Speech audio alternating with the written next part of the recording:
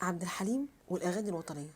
عبد الحليم مطرب الثورة، بيغني الأغاني الوطنية بنفس كفاءة الأغاني العاطفية بتاعته، وكمان احنا بنحب الأغاني الوطنية زي ما بنحب الأغاني العاطفية بالظبط.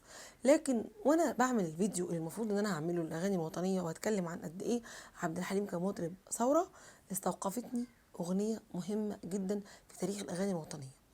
ايه هي بقى الأغنية دي؟ هو ده اللي هتكلم عليه النهارده في الفيديو. بس قبل ما نبدأ الفيديو نسمي الله ونصلي على رسول الله. معاكم أمل في أعز الناس، ويلا بينا على الفيديو.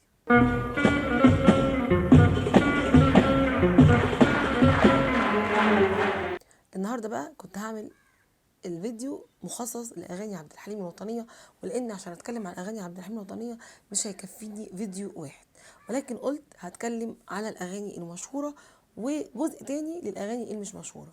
ولكن وأنا بعمل الفيديو بقى ركنت كل الأغاني المشهورة والكلام ده كله، واستوقفتني الأغنية المهمة جدا اللي عبد الحليم فيها بيقولوا إنه تقريبا بيهدد الأمريكان. ولا يهمك يا ريس الامريكان يا ريس وراك اشبع رجال. هي أغنية مش مشهورة زي أغاني عبد الحليم اللي احنا عارفينها، زي فدائي فدائي فدائي فدائي فدائي فدائي أهل العروبة دمائي.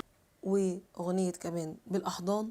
الأحضان يا حبيبتي يا أمي يا بلادي يا بني وبدمي. عبد الحليم أغانيه الوطنية المعروفة لينا والمشهورة معروفين، لكن عبد الحليم غنى أكتر من 55 أغنية كأغاني ثورة، وكأغاني وطنية بيقولوا كمان إن هو عدى ممكن ال100 أغنية وطنية.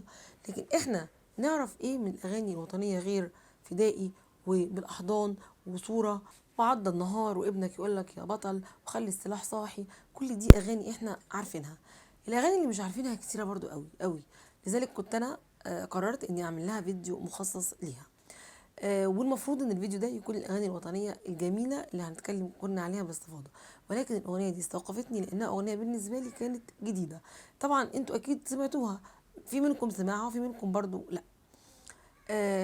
الاغنيه بتقول ولا يهمك يا ريس الامريكان يا ريس وراك اشبع رجال. ده الصبر قد حرايق جوا صدور الخلايا. الأغنية دي كتب كلماتها عبد الرحمن الأبنودي، وكمان تلحين كمال الطاوي. كل أغنية وطنية بتتعمل مش بتتعرض على المسؤولين، أو بتتعرض على المسؤولين يعني، إلا الأغنية دي بالذات لازم كانوا يعرضوها على المسؤولين لأن كلماتها تقيلة زي ما انتوا سمعتوا كده.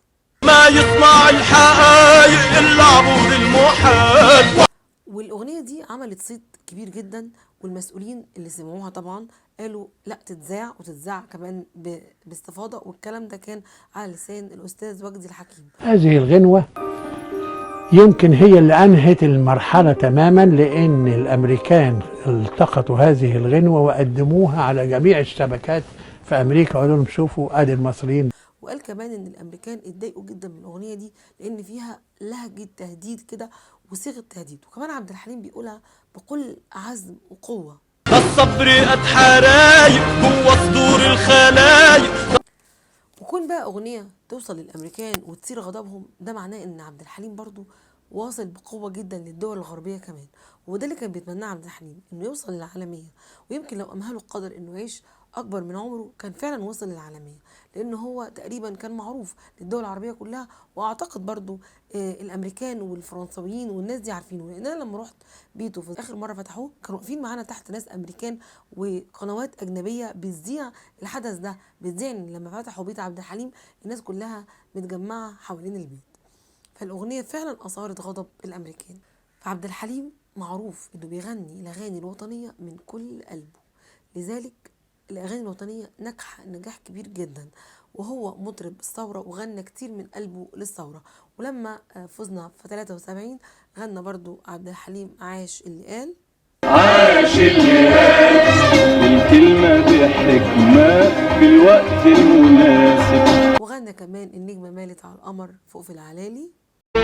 النجمة مالت على القمر فوق في العلالي. وغنى خلي السلاح صاحي. فانا ان شاء الله هعمل لكم فيديو كامل للاغاني الوطنيه لعبد الحليم، ولكن الفيديو ده كان مهم ان يكون فيديو لوحده لاغنيه قويه زي الاغنيه اللي عرضناها في الفيديو كده. فهيكون فيديو خفيف لطيف كده للاغنيه، كفايه قوي ثقل الاغنيه في الفيديو، مش مهم مده الفيديو قد ما يكون الفيديو مؤثر ومهم جدا. اتمنى يكون الفيديو عجبكم، واستنوني في الفيديو الجاي، وبحضر فيديو جميل جدا لذكرى عبد الحليم 30 مارس ان شاء الله. اتمنى تفاعلكم يبقى قوي عشان تشوفوا كلكم الحلقه اللي هقدمها يوم الذكرى. شكرا جدا على المتابعه، واشوفكم في فيديو جديد.